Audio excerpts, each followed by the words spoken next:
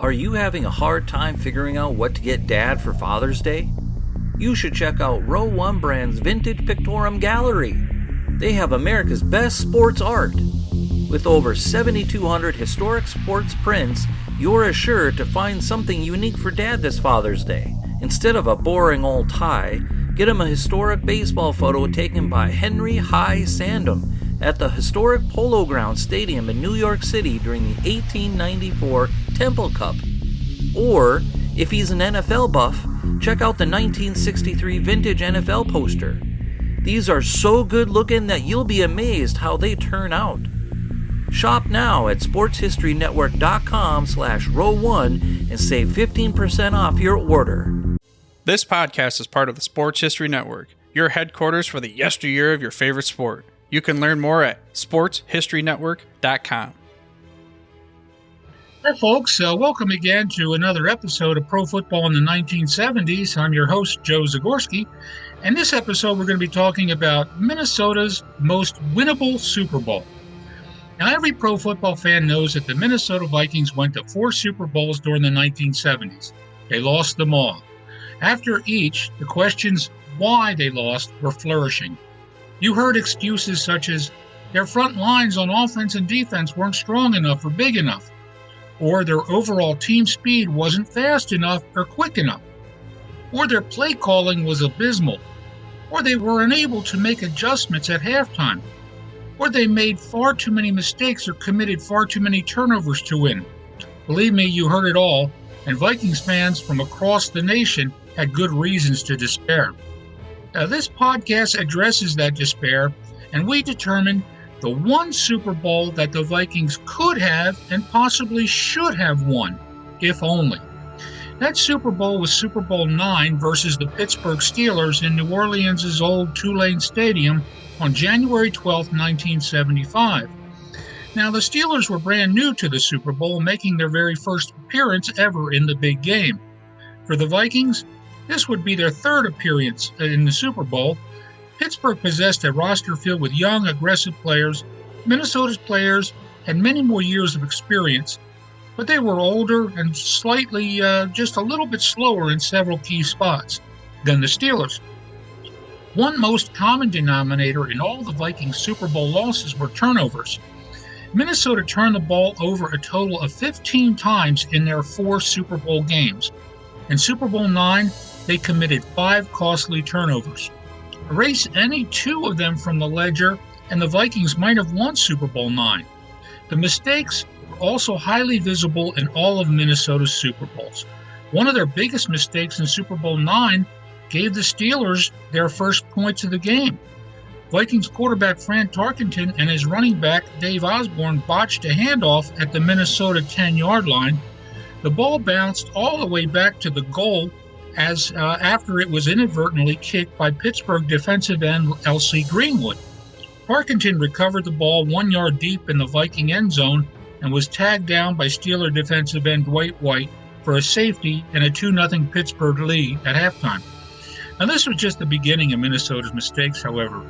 Tarkenton drove the Vikings downfield late in the first half through his first of what would be 3 interceptions on a tipped pass. Then Minnesota's second fumble occurred on the opening kickoff of the second half when Pittsburgh's Roy Gerela slipped on the artificial surface as he kicked the ball, squibbing it downfield. Minnesota's Bill Brown could not get a handle on it, and the Steelers' Marv Kellum did get a handle on it. He recovered it.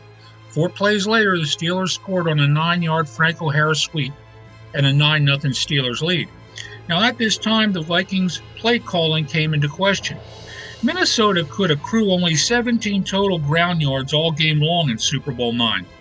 They would have been better advised to ditch all of their running plays because they simply weren't working. They should have resorted to throwing the ball downfield on every down. But no, Tarkenton kept calling for more running plays, which in the end turned out to be a total waste of precious time.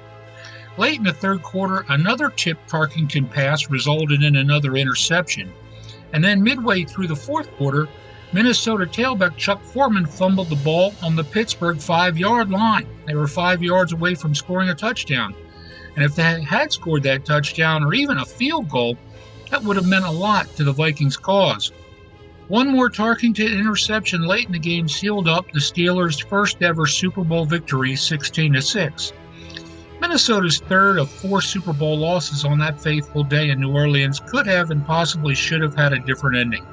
There's no telling what might have happened if the Vikings had not run the ball so much in the second half, or if their receivers had caught the ball more often, or if they didn't fumble in several key situations which invariably led directly to Pittsburgh points. In the end, there were plenty of excuses to go around in Super Bowl IX. It was the one Super Bowl during the 1970s that the Vikings didn't get blown out of, and that the Vikings had their best chance of actually winning. Thanks once again for listening in to this episode of Pro Football in the 1970s. Take care and have a great evening. Bye-bye. This podcast is part of the Sports History Network, your headquarters for the yesteryear of your favorite sport. You can learn more at sportshistorynetwork.com.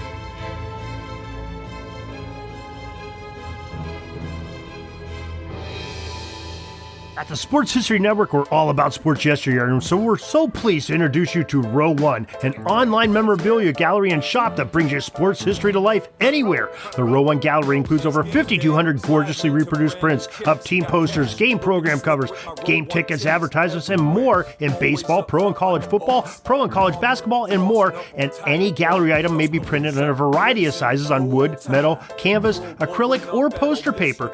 And in Row One shop, check out the thousands more of unique items with the retro and historical designs dating back to 1876, including t-shirts, long sleeve shirts, phone cases, mugs, blankets, pillows, towels, and even shower curtains. Go to sportshistorynetwork.com, ROW1, for access to the full Row One catalog and for gallery prints and gift items, plus get a 15% discount off all prints on the Row One Pictorum Gallery with coupon code SHN15. Follow the link on the show notes.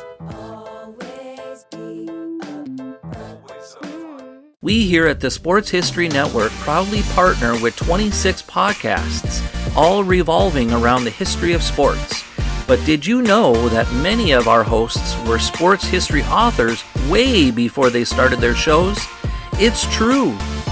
We've got Joe Ziemba, host of When Football Was Football, Joe Zagorski, host of Pro Football in the 1970s, Mark Morthier, host of Yesterday Sports, Tommy Phillips, host of Lombardi Memories, and Scott Adamson, co-host of From the 55-Yard Line.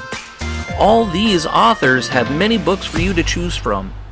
To check them out, go to our website at sportshistorynetwork.com/sportshistorybooks. Pick up your copy today. Soundtrack provided by Kevin MacLeod of filmmusic.io.